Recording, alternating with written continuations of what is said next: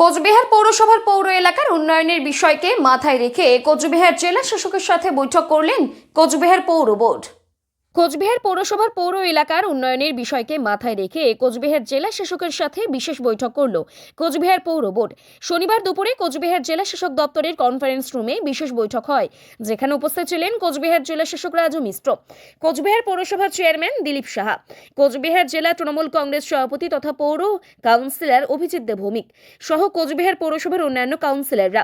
মূলত কোচবিহার পৌর এলাকার ড্রেন, রাস্তা, পুকুর সহ সমস্ত বিষয় নিয়ে এদিনের ওই বৈঠকে আলোচনা করা হয়।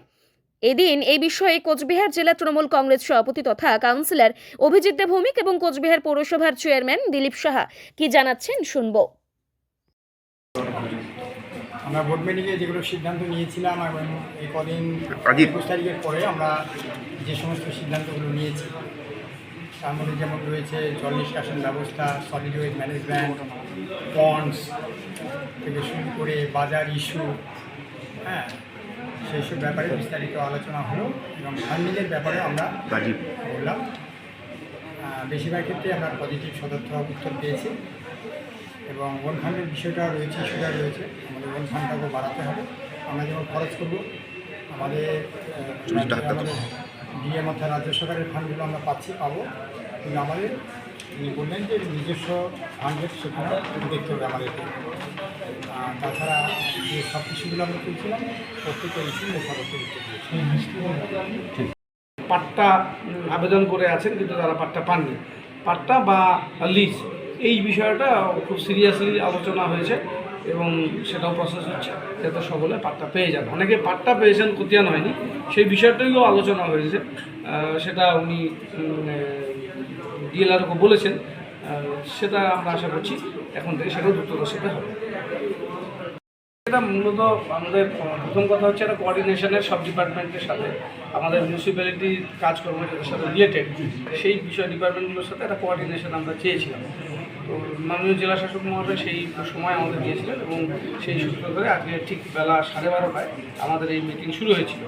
আমাদের এখানে পথশ্রী কুচবিহার শহরে 71টি কাজ হবে, তার মধ্যে 46টি কাজের ওয়ার্ক অর্ডার ইস্যু হয়েছে, বাকি 8টি কাজ ফিজিবল আছে। তো এই কাজগুলো যাতে দ্রুততার সাথে শেষ হয় সেটার উপরে আলোচনা হয়েছে।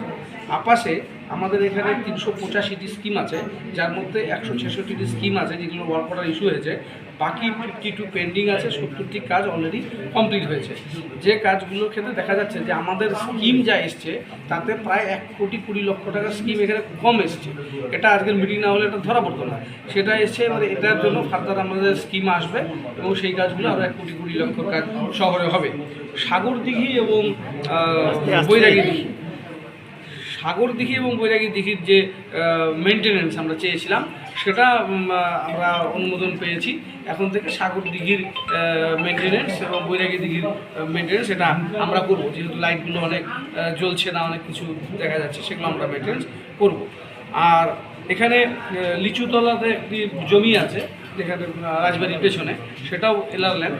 ওখানে আমরা মিউনিসিপ্যালিটি যেহেতু প্রচুর গাড়ি হয়ে গেছে এবং আরও 80টির মতন যানবাহন আসতে শুরু করেছে, তো সেই জন্য আমরা ওটা পার্কিং হিসেবে চেয়েছি।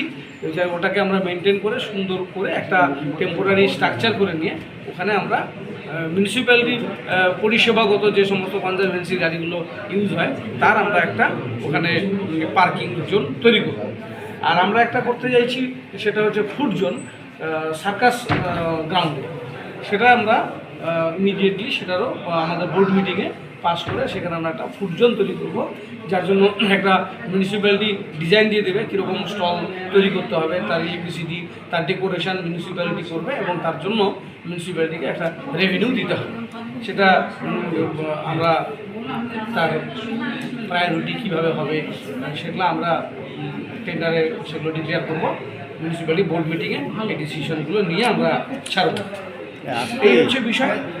অনেক ক্ষেত্রেই দেখা যায় যে মিউনিসিপ্যালিটিকে মিউটেশন না করে অনেকে ল্যান্ড রেজিস্ট্রি নিয়ে বসে আছেন, বাড়ির কাজকর্ম করছেন, কিন্তু মিউনিসিপ্যালিটিতে তাদের রেজিস্ট্রেশনের কোনো খবরই নেই।